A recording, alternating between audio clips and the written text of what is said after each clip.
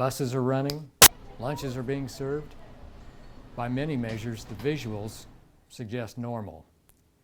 Like the world around us, however, it's still not normal, and I'd like to talk about that. We have the face coverings, the hand washing signs, the hand sanitizing stations, the distancing floor signs, and we have attention given to distancing and cohorting, sign tables in many of our cafeterias. In grades pre-K through 6, though we are unable to socially distance in all circumstances, we are cohorting and requiring face coverings. In grades 7 through 12, wearing face coverings and maintaining social distancing to the greatest extent possible is emphasized because cohorting is much more difficult due to class changes and schedule-related challenges. I'd like to emphasize here that CDC guidelines, the Indiana Department of Health, and the Governor's executive order all state that when social distancing is not possible, face coverings are essential. At all grade levels, we require masks because we recognize the inability to enforce a 3 or 6 foot distance between students at all times. We still have thousands of students who have chosen, for many different reasons, to continue participating in a virtual-only instructional mode. This requires that many of our teachers continue to teach students not only in person and in front of them, but also to teach students online through computer screens and often simultaneously. At the 2 high schools, we have approximately 45% of our students taking advantage of the virtual option. To say the least, the halls are quieter for the time being in those buildings. We're examining, for students who have chosen the in-person option, how a 4-day week rather than a hybrid schedule could be safely implemented.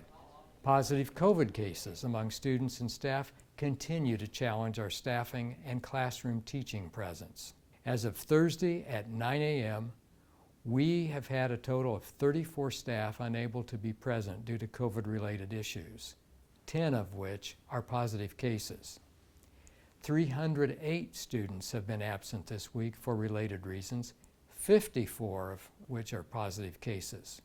There are, and most probably will be, instances in which more than a single classroom of students are grouped under the supervision of a substitute while they are digitally linked to their teachers, who for various reasons cannot be in the classrooms. The focus is providing classrooms and groups of students that are safely supervised and engaging with instructional services. Our Fridays now look different. We still see teachers in the halls, and we still see some students in the classrooms. But if you're monitoring cyberspace, you are seeing a great deal of activity. Our teachers are reaching out to one another and to parents and to students. Many of you will notice that your children are as busy with schoolwork as they might have been in our virtual instructional mode. School is different, and it may never look quite the same going forward. Technology and the ability to offer a virtual instructional component will have an impact on schools, and we're studying how that affects HSE. For now, we await direction from the Fishers Health Department regarding staff vaccinations, and our staff remains vigilant to the precautions necessary for their students and their own well-being. We adhere to practices that provide a safe environment, and we remind all parents that you can help us keep our doors open and maintain healthy classrooms by daily monitoring the health of your children. Please keep them at home if they have symptoms of COVID or if they have recently tested positive.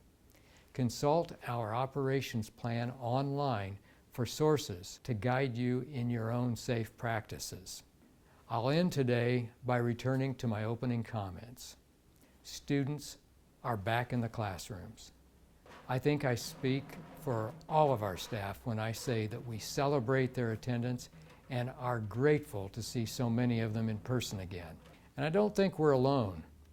A first grader this week told me that she was happy to be with her friends again and glad not to have to look at them in her computer. Thank you for your patience as we navigate the circumstances of this pandemic. Take care and have a good weekend.